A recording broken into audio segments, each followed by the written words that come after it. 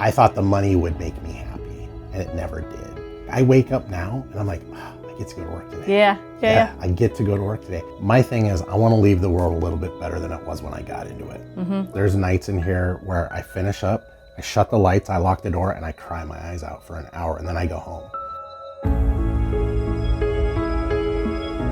Hello, my name is Kandra Witkowski. I'm the Director of Business Development here at Scoop Soldiers. And I'm lucky enough to be able to co-host our Find Your Gold podcast, where we get to meet with great entrepreneurs and hopefully inspire people. The goal of our podcast is to inspire entrepreneurship. As usual, we are on the road, and I could not help but find my friend Chris and have him come on our podcast. He has a great story. Besides being a very talented artist, he has a great mission behind his tattoo studio, right? Yep. Studio. And so I wanted to kind of bring him on and share not only like the creativity of what he does, but also share the mission behind what he does, because that's probably more important than all the other things. So I'll be quiet here for a second. You want to kind of tell us who you are and Inc. 180 and all the things behind all the craziness that you do. Yeah, I mean, I've been a tattoo artist for 32 years, and the last 15 years have been the most impactful in my life, for sure. I grew up in South Central Los Angeles, moved my family here about 21 years ago to Oswego, which was quite the transition. It's been amazing. People here are incredible.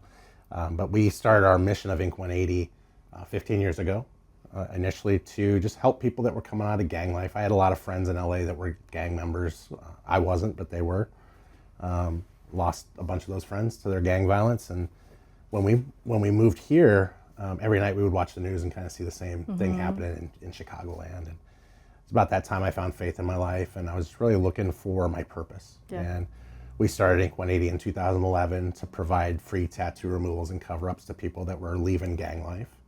And then in short order, we've added different services to that. We help sex trafficking victims who are branded by their traffickers. That's one of the biggest parts of the ministry at this point.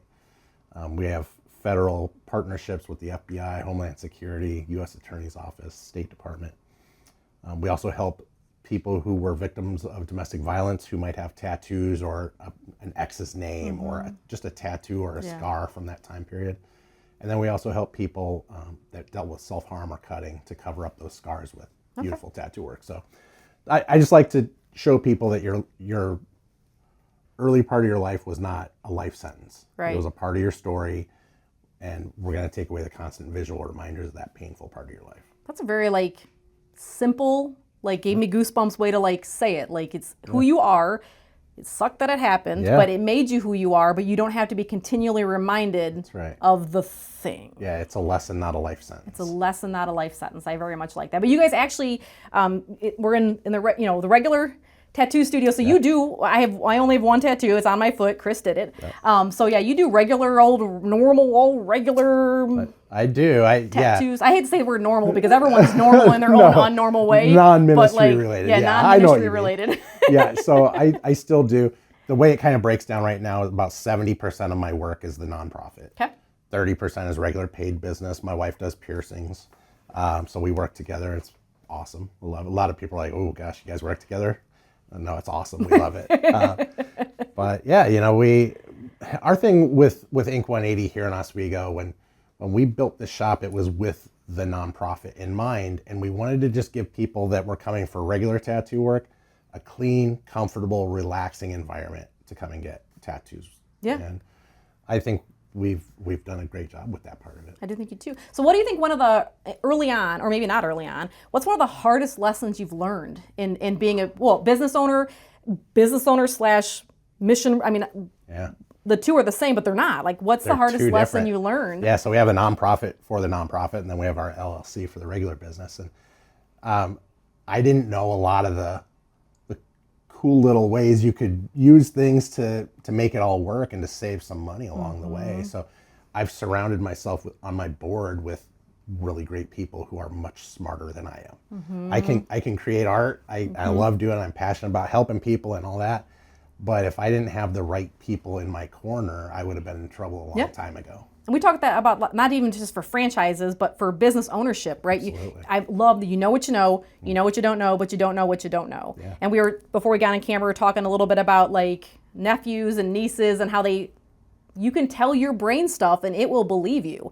So when you're telling your brain stuff that is not even right, it's not helpful. But then when you take into an account, like when you became, let me ask you this, when you became a tattoo artist, did you ever think, I'm going to own my own business? Never. No. Never. And I can say when I started scooping dog crap, that was the purpose of it. I mean, dog crap's my jam.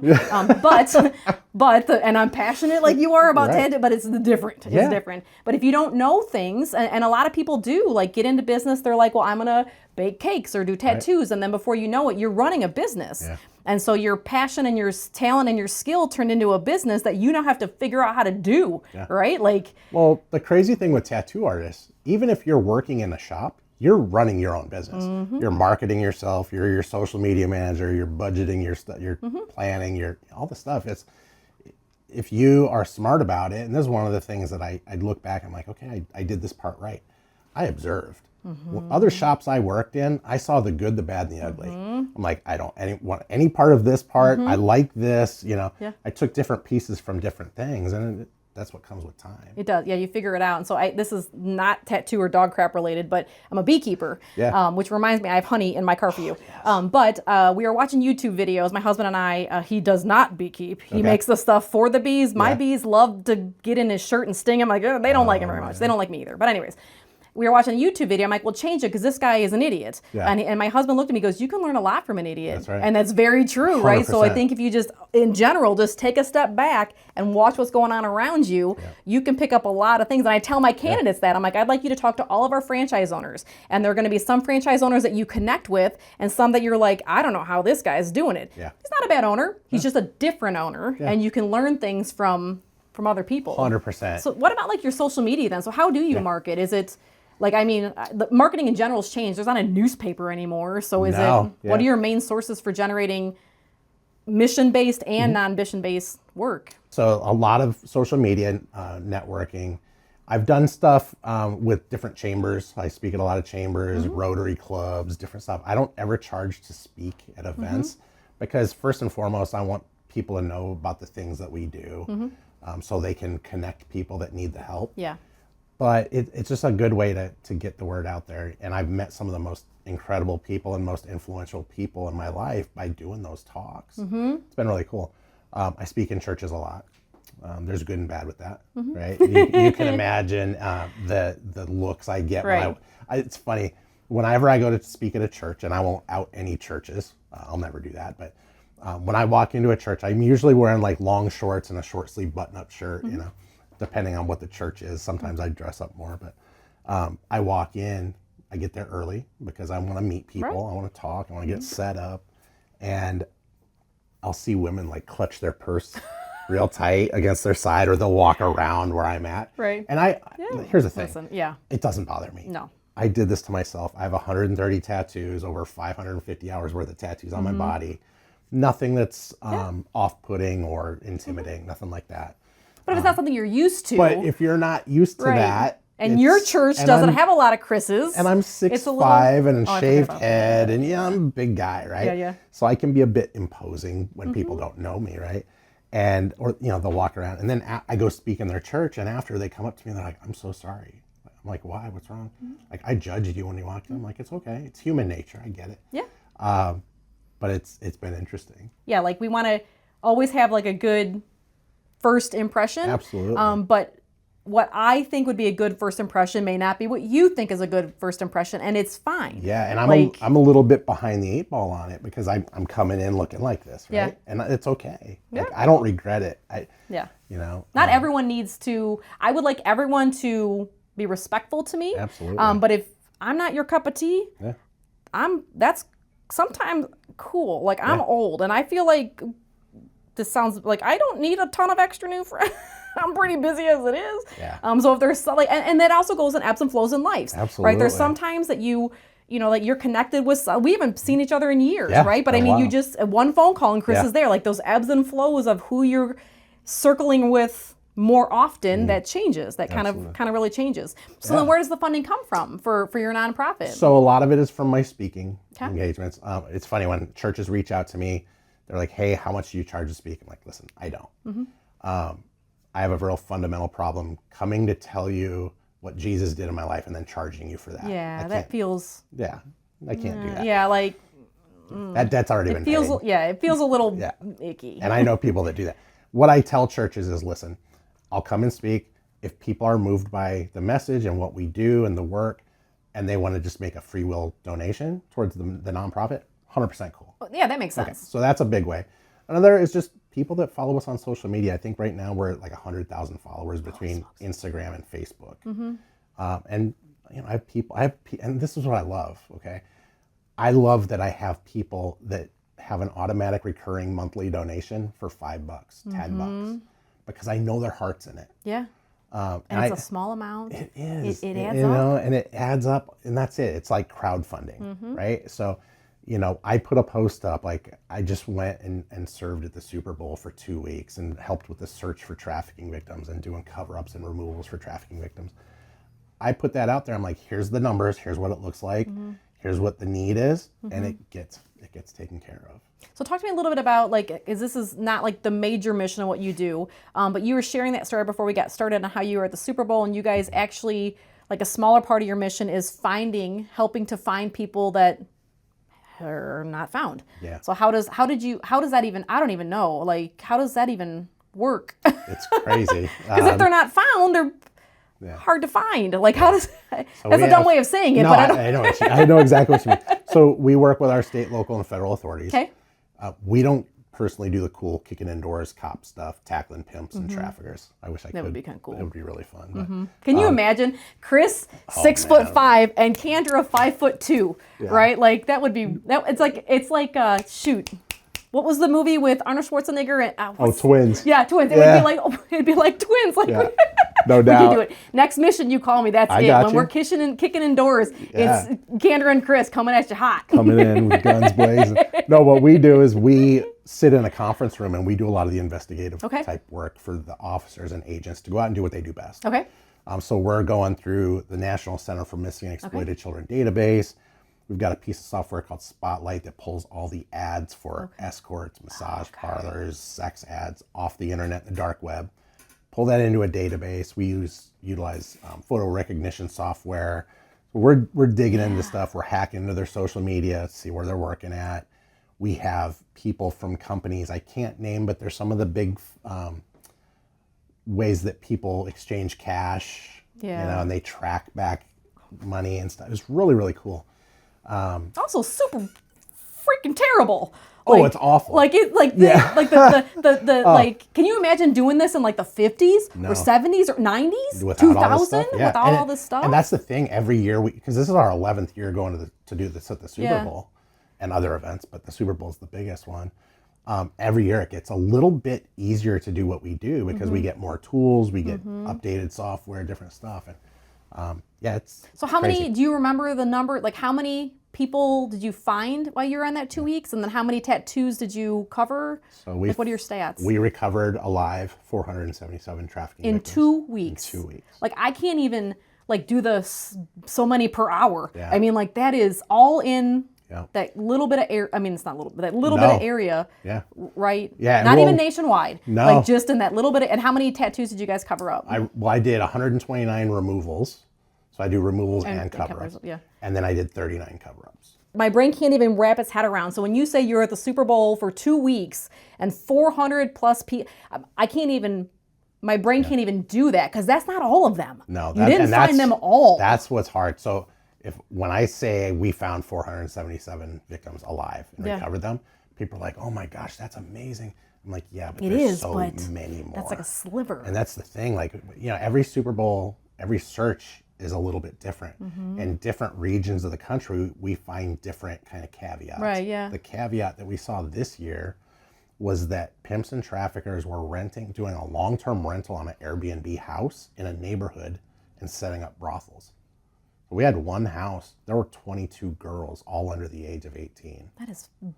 And nobody knew it was happening except for us. Like might have been a couple of nosy neighbors that there's a lot of cars coming in, but they don't think it's a, there's probably some neighbors that were going there. Yeah, that's probably true. I don't even want to think about it's disgusting, dirty, nasty. Like you think, because in your world, like maybe in my view of your world, I'm thinking those poor people. I don't even, my brain can't even jump the bridge to who's going there. Like I don't even want to. Well, people look at it and they're like 477. They look at 477. I look at one. Yeah. Because their stories are different. Yeah. Their experience is different. Their trauma is different. And it's terrifying. Like when I was out there, I utilized counseling heavily, just to deal with my own earlier life stuff, trauma stuff. But I have to process this. Yeah. So when I was out there, my counselor I was doing Zoom meetings with my counselor. Yeah. That was going to be one of my questions is like like when you became a tattoo artist, you didn't have the mission behind it. You grew into that. You had your own life stuff from before, but one of my questions was going to be is like again, my passion is dog crap. Right. There's not a lot of trauma that comes with, now I've been bit a few times, I've jumped a few fences, like those kinds of, but that's not the same. No. So how do you process, like, how do you on a busy day when you're doing tattoos for mission, non-mission, like how do you get done doing a tattoo that just broke your soul? Yeah. Right, or a cover up or whatever that broke your soul, and then turn around and go, so you want some balloons on your arm? Right. I mean, like, how do you make that jump? And well, quite honestly, so I try to break up the days, right? So there's days where I make money. So typically the days I do my regular business is Friday and Saturday. Yeah. Monday through Thursday, I'm doing all the nonprofit stuff. Okay. I have to be very careful how I schedule those things because I don't want to have a sex trafficking survivor in here. I didn't think about right that. After I had a former gang member. She might have been trafficked by that gang. I didn't even think about that. You have to be very mindful of that. You also have to be very mindful of who you're working with, because if I was doing a tattoo for you that would take 30 minutes, that same tattoo as a cover-up might take me 4 hours with trafficking victim or a domestic violence victim. So then you're saying, like, when you do that for some of your mission work takes longer because you're also allowing them the time to, like, I didn't even think about that either. Like, there's so much I don't think about with, like, because my nonprofit work is not the same. I didn't even, and you probably are like, oh, what do you mean you have to vacuum off the belly of a cat before you, I mean, like, those kinds of different things, but you got to, like, I didn't even think about how traumatic it is to get it removed or covered, like the emotional that comes with that. And I'll tell you, kind of going back to your question of how do I deal with it? There's a lot of ways I deal with it. There's nights in here where I finish up, I shut the lights, I lock the door, and I cry my eyes out for an hour, and then I go home. Yeah. Every night when I go home, Lisa and my youngest daughter, Quinn, who's still at home, they know. Like, when I get home, like, just kind of leave me alone for like 20, 30 minutes. Let me just kind of exhale out the day. Undo that before we sit down to, like, how was your day, hon? Like that kind of. Or, hey, we have to pay these bills. We got to do this. We got to be at this thing. There is a jump. There's a lot. The other thing too is since 2018, I've really taken control of my health again. Like, I was over 400 pounds. I've lost 130 pounds so far. I'm no longer type 2 diabetic. Good for you. My blood pressure's under control. I go to the gym. I work out a lot of the anger and the stuff, the heavy stuff. Yeah, because I think sometimes people can either bottle it up or they handle it in other ways that are probably not quite as healthy as going for a run. I get a lot of people that are like, they want to go and launch a ministry or they want to launch a nonprofit. Like, what's the number one advice you can give somebody for that? Make sure you've got somebody you can talk to, whether that's a significant other, a good friend, a counselor, because it's a third party that doesn't really know you. They're not part of your day-to-day life and doing life with you, and they're not going to judge you. They might, but they're not going to tell you. Right. But well, they probably, like, a counselor probably, like, same thing with your, they see a lot. Yeah. So even though your stuff may be pretty screwed up, there's probably someone with just as, like, so it's not like you're the, like the weirdo that came in. Like they had a whole day of other people that had problems, and yours is just another problem that they get to help you with. But what I've found personally with the stories I share with my counselors is I burn up a counselor in like a year. They can't take it. Like, they'll tell me, like, I need a break from you. They're like, you come in and you leave, and I go sit with my counterpart and off, because it's heavy. Right, it is. And I tell those people, like, listen, if you're going to work with me on counseling, I have one rule for you. You cannot follow me on social media. Oh, yeah, because then you're never getting a break. No. You're never getting a break. So you ever had a point where, because, like, the funding for the nonprofit and the profit, like, have you ever had a point where, like, your passion and your profit hit or did not hit? I imagine not hitting is probably, so how do you balance that? Because in the world, so for business owners, and I've owned multiple businesses, you've got, you got to keep your shit straight, Yeah. right? Like crossing the streams on that kind of stuff is really hard to undo. Absolutely. And your bookkeeper is probably not going to love it. Your accountant's going to be like, what are you doing? My accountant thinks I'm an idiot already.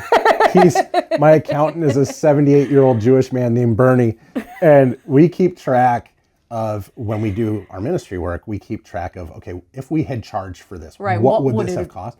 Right now we're over $1.7 million that we've given In the hole? away. Yeah, we've given away in 15 years. But I don't care. Yeah, right? like that's To me, it's people over profit. And a lot of business owners or people going into entrepreneurship are like, dude, you're an idiot. Look, this is my mission, right?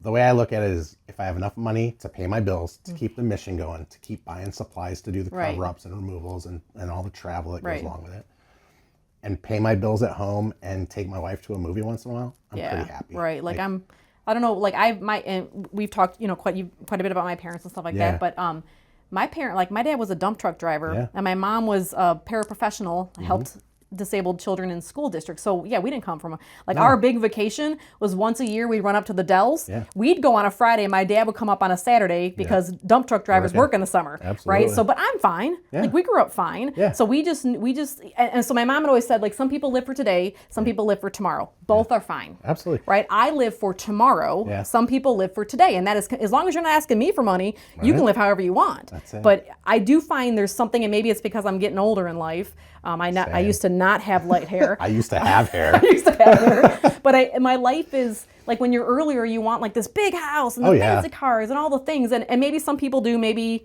I don't know, like everyone's different. But at a certain point in my life, I was like, you know what? I'm kind of good. Yeah. Right? Like, it's kind of okay. Like, I live in a log cabin in the woods. Yep. I work hard. My family's okay. Like, I take care of, who I need to take care of. And yeah, like, I'm kind of cool at the end of the week, having a cocktail on the deck and watching the ducks land. I don't know when that happened, because my earlier years were not concerned about one cocktail on the deck. Right? Like, but maybe I burned it all out earlier. I grew up in the MTV Cribs generation, right? Like you see all these celebrities in their mansions with their car collections and all this money. And yeah, when you're young, you see that, and I see it on social media all the time. I see these kids. Some of them are, these influencers and stuff. They're highly successful money-wise, but their life sucks. Yeah, they hate their life. They don't show that. No, right? Like they don't. We were talking about, like, some of the media we do. A lot of people see the one or two videos that did well. Well, they didn't see the 17,000 takes. Yeah. Right? Like, or I didn't want to do it today. Like, Right. they don't see the stuff behind the social media. So I know that you and your daughters do some work with social media training for teenagers. And I don't have kids. I have nieces and nephews, but I do kind of see, and maybe it's the old lady in me now, like, they're so influenced. I texted Randy. I got home. I was working from Kyle's last night and working on my laptop. The twins came in. They were going to be 13. And I'm like, hey, Auntie. And they walked down, and they just had their heads in their phones. And I texted Randy, and I was like, we've lost them. Yeah. Like, before they would sit on, and they did come back out, but they're, like, what do we do? Social Chris, media, tell us. yeah, social media is the new drug. It's the new heroin, right? I've fought this fight with my kids. And my wife and I have fought it with our kids for a long time. But, facts are facts. There's predators out there. We certainly see it every day with the work that we do and hearing the stories from the people we work with. It's like a lot of things. It was developed for something great, to stay connected with people. I remember when MySpace came out, we're like, this is so cool. Right, I can see my I can cousin's talk to my picture. cousins in New York and Boston, all this stuff. Now it's like, Right. Like, I don't need to see every meal you eat. I don't need to see. I don't need your duck lip selfies, and I just don't. So what is your maybe top one or two things, if there's a parent watching that, because you have full, and we'll link all the things, you have full programs that you and your daughters do to help teenagers, but if someone's watching, what's one or two thing as a parent that you can help, that they can do with their kids now without, like, taking the phone away and locking it up? Like, what's your advice on just rule one of keeping your kids in the bumper of safety? So there's a few things. So first of all, I tell parents all the time, and this is what Lisa and I did. We said, okay, kids, you can have a phone, okay? But I have, they're called Sniffers. So when you download anything, I see it, okay? You can have these social media platforms if you want Facebook, or now Facebook's only for old people, apparently. Which is good. All these junkies get off my Instagram, all that Facebook stuff. so I can get back to normal life. Right. But I tell them, like, if your kids have these different things, fine, okay, but you get to have their user ID and their password. And it's not, and you need to stress as a parent, it's not that I don't trust you, son or daughter. It's just I don't trust everybody else. Right. You need to establish that with your kids. Another thing I tell parents all the time, and this is something that happens a lot, just happened with a very close friend of mine. They have a 14-year-old daughter who her grades were dipping in school. She was a great student and her grades started really falling off. And they found out, they went and looked at her phone. She was texting with this guy. They live in Florida. This guy was up in New Jersey. Their daughter thought it was a teenage boy. It was an adult man. She was having FaceTime conversations and all this stuff all through the whole night. So she's exhausted at school, right? I tell parents all the time, all devices. Keep of all, Charge them in the parents' room. Okay. Yeah. So at least you know your kids are off of it from this time till the morning. Right. When you're shut down, you don't have to, when your eye's not on the ball, Absolutely. The ball is next to your bed. That's right. So charge everything in your room. Another thing that parents kind of overlook is when they look at social media, they look at Snapchat and TikTok and all that stuff. Yeah, good, do that. But what video games are your kids playing?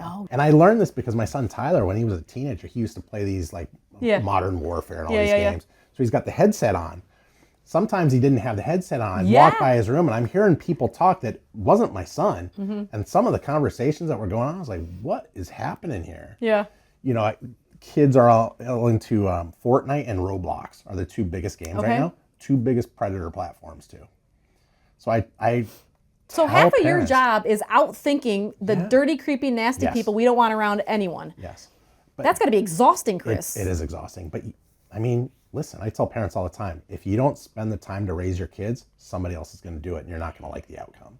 Yeah. Parenting is hard, but being a kid right now is hard too. Yeah. So what do you think the difference is between so I'm 49, and there must have been creepy creepertons when we were little, right? And we didn't have phones and that kind of stuff. And it was ours was more like we lived a little more rural, like when you go to the bus stop, you stay with your brothers. Or like when you leave the basketball game, like if you're at the football game and you go to the bathroom, your friend goes with you. Like it was like the buddy system. Yeah, and I stress that all the time. Is that still like, do you buddy system virtually? I don't like. No, I mean, Quinn, our youngest, she's in college. And I tell her all the time, like, don't walk to class alone. Yeah. Like meet up with your friends, like they all park in the same parking area, walk to class. There's like 5 of them, they all walk to class together.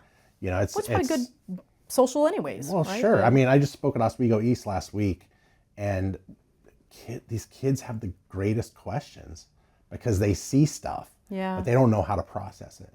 And I had a girl come up to me, she's like, me and my friends are going to the city next weekend for her birthday to go to a musical. We're taking the train, like, are we safe? And I go, well, you're not safe here. You're not safe anywhere. You got to be vigilant. You got to be mindful.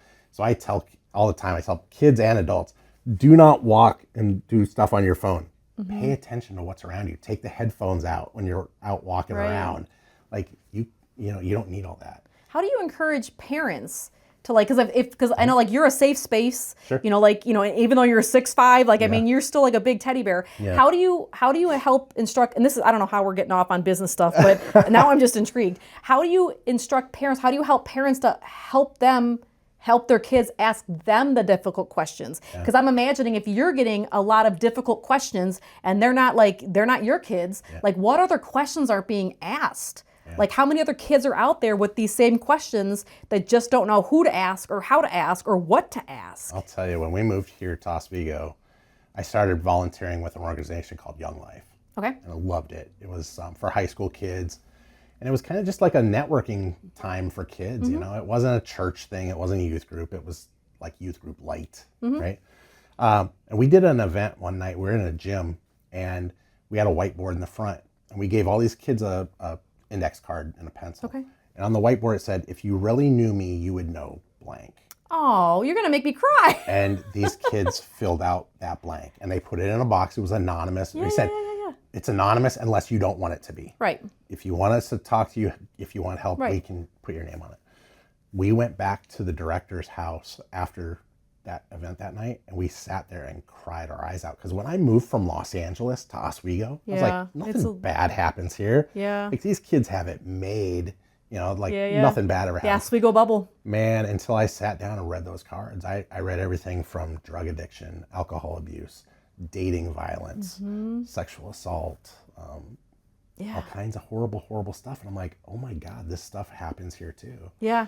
But I tell parents, like, you have to create the environment in your home where your kids feel safe to come and tell you things that you don't want to hear. Yeah. It's all about how we react as parents, because I'll tell you a quick version of a long story, but when Mackenzie was 15, she came home one day. I'm sitting there watching a baseball game. She comes stomping into the living room with her phone pointed at me. She's like, Dad, look, I just got this message from so-and-so. And it was a nude pic of this boy. And he had his face was in it and everything. And I said, okay, let me see your phone real quick. And I said, sit down, let's talk about it. And my old I don't know how you self- would have. My blood's already boiling. My old self would have flipped out. Yeah. And that's the problem. Most parents, that's their initial gut reaction. Right. Like, what in the heck? Yeah. But I said, sit down. I took her phone. I wanted to make sure she hadn't done what so many teenagers would do. I know. Take that and forward that to their group chat. Or like, reply "Oh my God." with... Yeah, right, that too. Like, so-and-so is so gross. Look what they just did. Well, these kids don't know what you just did is you committed a Class X felony by disseminating child pornography. Right. Right? Now Oh, you're God. potentially... I'm not even lying. Like, I have goosebumps. Yeah. Like... But this is just stuff that people don't think about. So I took the phone, I transferred the picture onto my phone, wiped it from her phone. Right. Because I was going to go talk to this kid's dad. Right. who Because I more than knew. likely, this kid didn't... It's not good. Everyone knows we don't send our naughty bits to anybody. The thing is... But there's something else. Yeah. And he was a good kid. Yeah. He just made a stupid decision, right? Right. And I was angry, but I was like... This is a teachable. We're going to make this teachable, right? So I finished talking with Mackenzie, and the number one question I asked her in that time was, how did that make you feel when you got that? She said, it just made her feel cheap. And I was like, oh man, God. nobody makes my baby Right, then girl you took feel another deep cheap. breath, like... And I was like, God, give me strength right now. And we finished our conversation. I made sure she was like, okay with everything. I said, don't talk about this to anybody until I get back. Don't text your friends about it. Just leave it right now. And I went over and saw his dad. And I said, hey, I need to talk to you. And he was cool. Like I said, your son just texted my daughter this picture. I have it on my phone if you want to see it. His face is in it. Otherwise, I can just delete it. He's Right. like, Chris, I know you. I believe you. Right. Delete I it." don't want to see it either. Right. Nobody wants to see it. Nobody wants to see He it. didn't want to see it. She didn't want to see it. Nobody wanted to see Nobody. it. The little boy didn't want to see No. it. Nobody wanted to see it. So we stood there. We're in this driveway talking, and he was mortified. He was embarrassed. Everything, And I was like, listen, it was a mistake, a lesson, not a life sentence. Right. Right. And we talked, and I said, I'll let you handle it. Right. And he's like, actually, he'll be home from baseball practice in about 15 minutes if you want to stay and you can sit in on the talk. I said, listen, I'm happy to do that Right. if you want, but I want you to drive the conversation. Right. And he said, yeah, that's cool. And we did. We sat with this kid for like 2 hours. Yeah. And in this conversation, he admitted to doing this numerous times to different girls. And we talked a lot about it. And before we had to give him the idea to do what he was going to do next, he said, I think I need to go and apologize to those that I did this to and their parents. Because likely their parents don't even know that it happened. It's like, ooh, good luck with that, buddy. And he did. He came to our house and started with us. And What'd Lisa do? Lisa's Italian. She was a little bit hot. And we both were privately. Well, I can imagine, right? And when it's just Lisa and I, we can have that we're furious conversation, right? But you're leading through example, so you can't MF and lose your junk because... Yeah.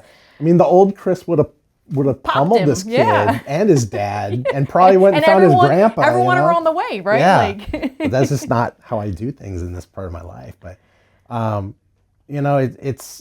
it's a good thing because he went off to college. He was a great baseball player, went off to college on the West Coast, joined a fraternity, did all the college things. And he would come back. When he would come home to visit on holidays and stuff, he'd come by and say hello. Good. And he came in, he was a sophomore, and he said, Chris, I need to tell you something that happened at school because you directly influenced it. He said, I was at the frat house. We were having a party that weekend. Some of the guys were talking about it. And these guys were talking about these particular girls they were inviting and why they were inviting these girls and everything that they had planned for the party.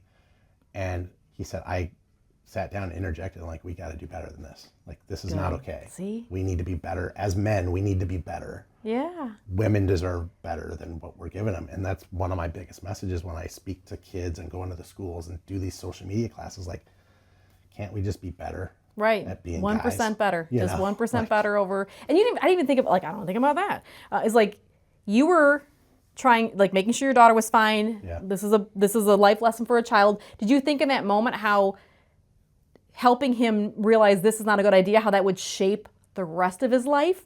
Or how he would sit down at a frat house down the road and like how that, like, it ripples, good and bad ripples. I had hoped it, yeah. And I have a lot of these kind of things I bet that you happen, do. you know. And it's like, even with like former gang members come in and they'll tell me stuff. I'm like, man, you got to be better than that. Like when that happens, you got to go and take the higher road on some stuff. And sometimes it really sucks to have to take the high road. And man, it would be way more fun to punch the guy in the jaw. But we got to be right. better. Like that's going to ripple. Yeah. So what would be one, not even like tattoo related, but what would be one piece of advice looking back that you would tell someone that's like, I'm going to start a small business, whether it's tattoo or not, like what's the one thing they should just get right from the jump? Number one thing is I think you should find a mentor, somebody that's been an entrepreneur, that's lived it, that's gone through the ups and the downs, the highs and the lows, that can influence you and kind of direct you on things. And surround yourself with people that are strong in areas where you're not. Like for me, financial stuff was not my strength. Budgeting. So I've surrounded myself with great people who are really, really good at it. And yeah, I pay them money to do it. I pay them good money to do it because I trust them and I've learned from them.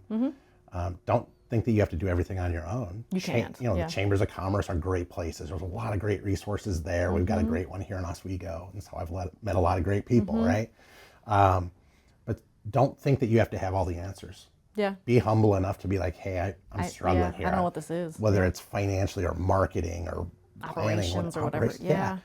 You know, you don't have to know everything, and it's okay. What about somebody that has a not like a normal business, like a not nonprofit. There's someone that has a for-profit business. Yeah.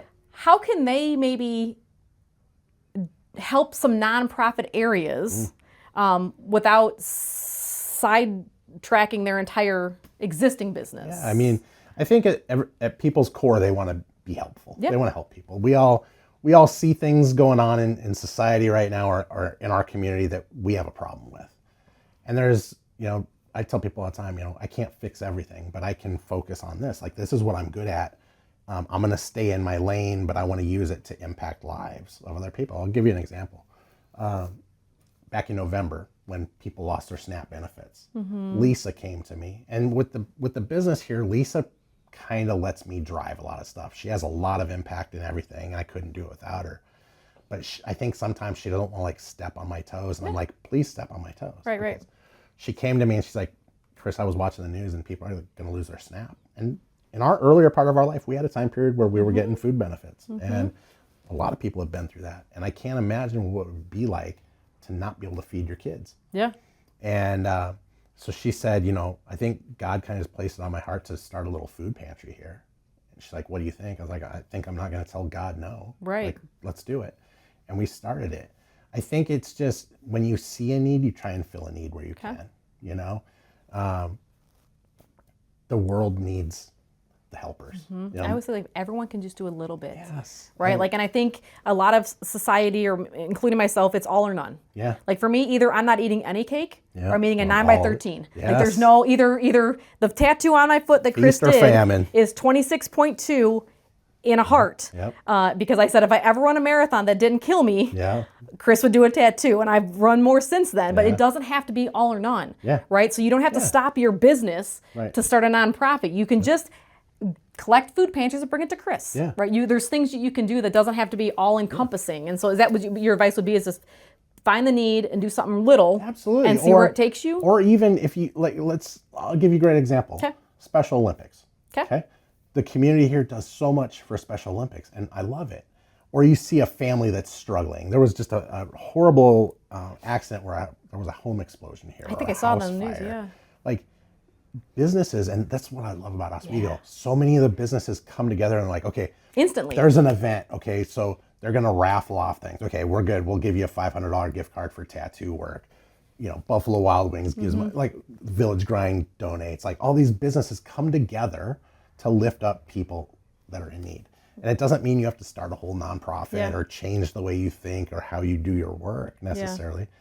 Just see a need and fill that need. Just a little bit, right? It doesn't have to be 40 hours a week. No. You got an extra hour, run some stuff over. Like Absolutely. It doesn't have to be. So what would be, so for someone that's in business or maybe for yourself, what's one bold move someone could do just to blow it out of the water? Like most tattoos aren't doing mission work, or most bakers aren't doing this. Like what's like one bold move that you think can move the needle on somebody's business? I think people get stuck in their comfort zone. Yeah. People get stuck in their rut and a comfort zone, and they think they're good and they think they're doing well, and they may be or may not be. But I tell people all the time, the biggest breakthroughs in business or in life come outside your comfort zone. Yeah. Step outside of it and just jump. You know, I follow a lot of these small business owners or people that had these ideas that a lot of people laughed at or thought were stupid that just absolutely blew up in a good way.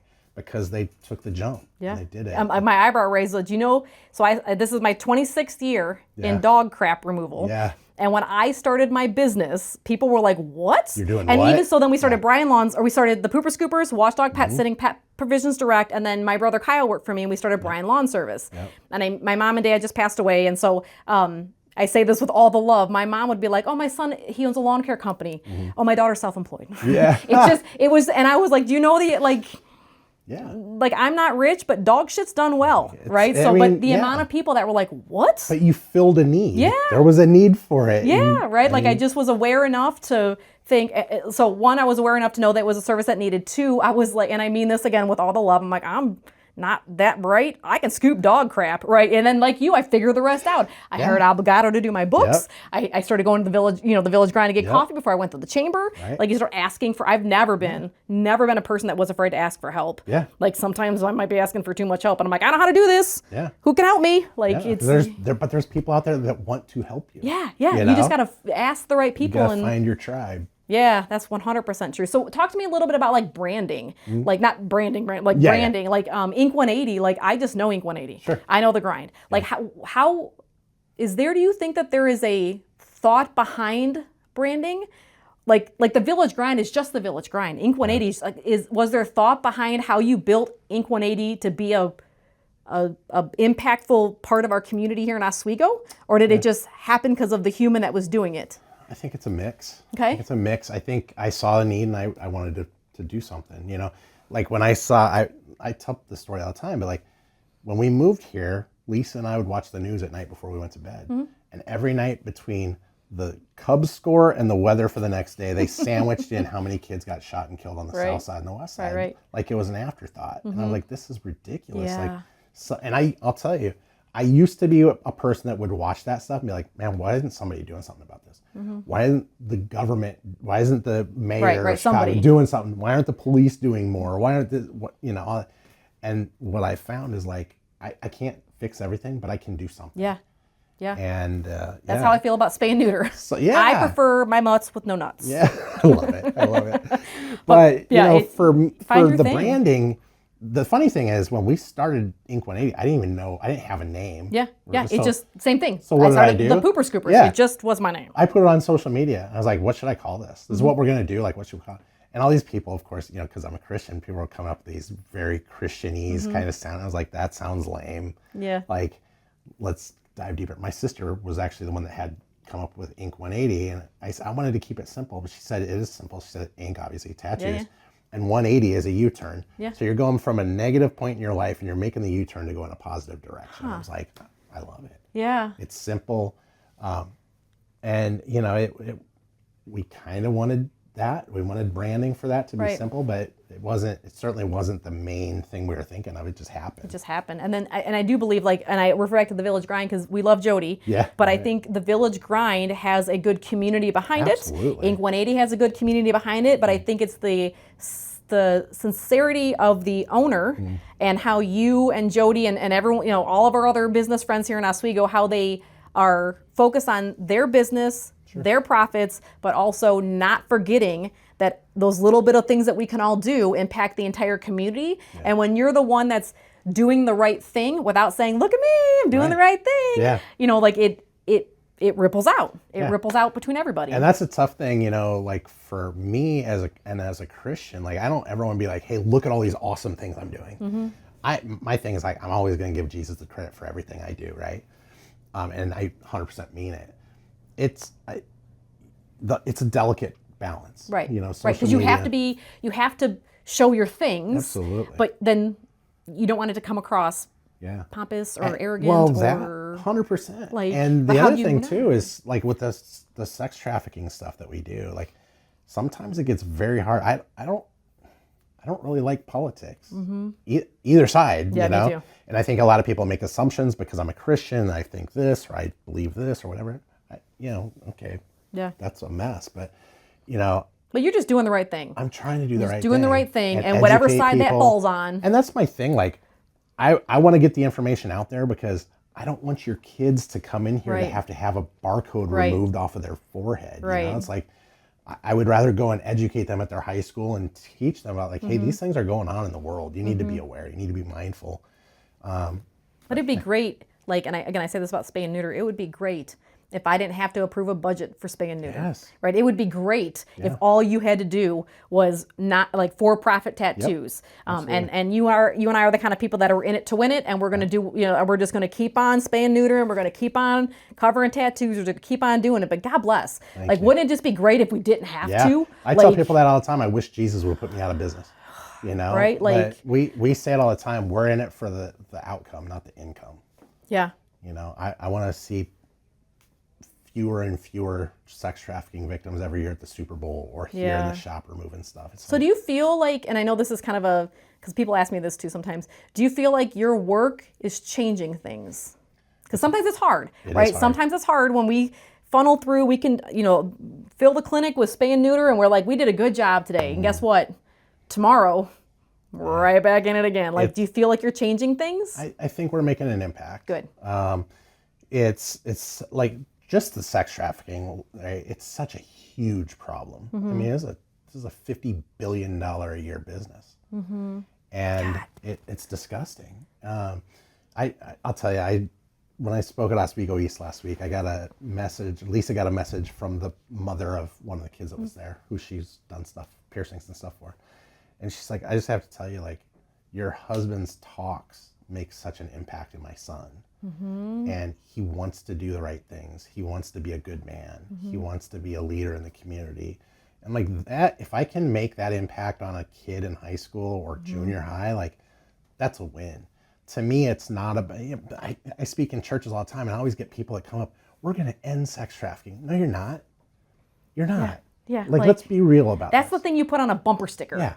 Right, and bumper stickers aren't changing the world, right? Like, that's a great saying for like a T-shirt. But let's be honest, it's a hard fight. Sentiment. Like we're not there yet. No, and they're like, well, why can't we? You know, and without going off on a tangent, there's things that the church just don't want to talk about, like pornography addiction, people out there abusing their wives, you know, whatever it is. It's very, I don't even know how to say it. Like it's very simple to think, oh, we could just fix it. Yeah. And the problem is so big that we can fix it, but everyone has to be fixing it at the same time. At least and if you're trying. Yeah, right. And if you're going to the Super Bowl every year and 400, 500, whatever 100 people that are missing in a small area, not everyone's fixing it enough to make it go away. Yeah. So we're like, similar to me, we're just chipping away at it, chipping away in it. And most days we feel like we think we did a little something today, right? A little something today. The way that I look at it, the impact is for every one person, that's one person that's not involved in the garbage. Right. There's one person that's doing the right thing. Right.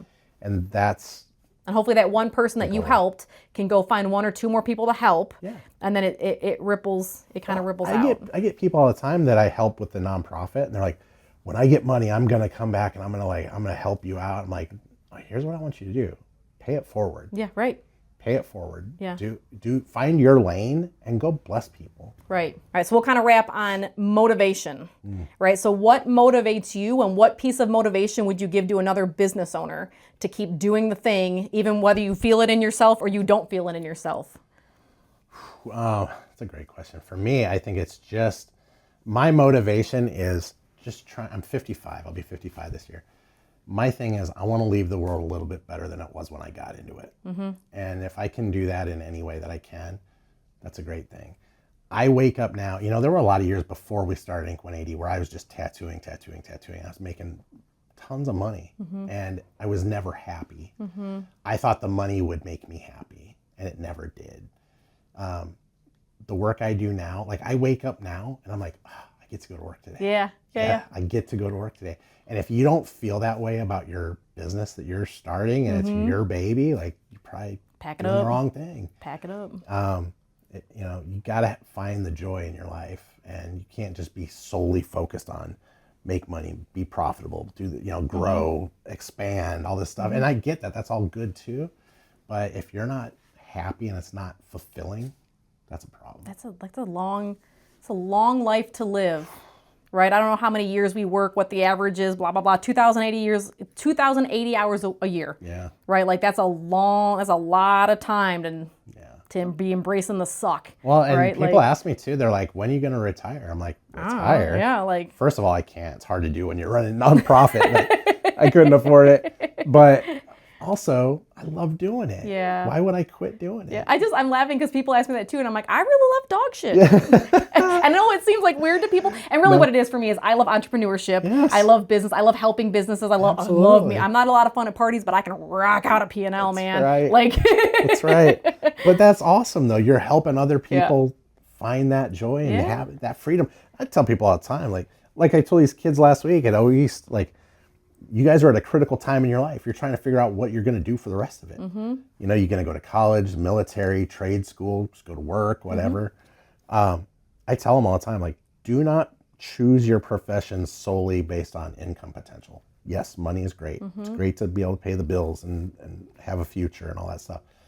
But if you're just choosing a profession based on how much money you can make, you're never going to be happy. Miserable. God. Right? Like, and I also would say, like, we were talking about this too, like, my middle nephew is 17, and he's going to be very, very successful. Yeah. He thinks he knows stuff. Yeah. He knows little bits of a few things. Yep. And so I'm always, again, like I don't have kids, but I'm an auntie. I'm like, don't pass up on something because you think you know it. So I think if you take Chris's advice to not just pick what you think you're going to make a lot of money at, but you're going to hate, with Auntie Kandra's advice of just be aware of what's going on around you and combine those, you're probably going to be in a pretty... Absolutely. And never stop learning. Yeah. I've been doing this 32 years. I still learn new techniques, new methods, new things to try. I come up with new thoughts. Yeah.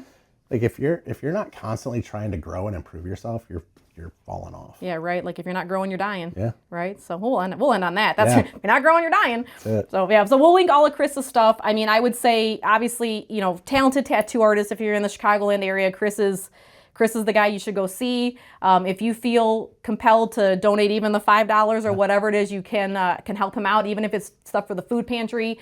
If there was someone that you were going to make a small donation, whatever your amount is, and you wanted it to go to a cause that you know is going to be taken care of the way you want your money to be taken care of, Chris is your guy. Like he'll put that money to good use, as we just talked. He runs a thin nonprofit, very thin nonprofit, and he'd be a great person to kind of connect with. I don't put words in your mouth. Even if you don't have money to donate, there's always the way to be connected. You can always share social media posts. Absolutely. You can always help somehow. So we'll connect all of his stuff. As for franchising and dog, if you just want to talk about dog poop, Chris is probably not your guy. Probably not. I'm a cat guy. But cats poop. Oh yeah, sure. But yeah, we would definitely love to talk to you about dog poop. So you never know. We always kind of say like our thing is Pet Waste Millionaire, right? So we never know who our next Pet Waste Millionaire is going to be. They could be watching now. Yeah. But if there's ever anything where you want to have questions answered about pet waste removal or franchising, you can always reach me at scoopsoldiers.com, scoopsoldiersfranchising.com. Hopefully you continue to follow our stuff here and find those little golden nuggets of inspiration that you can take on to your life and kind of go from there.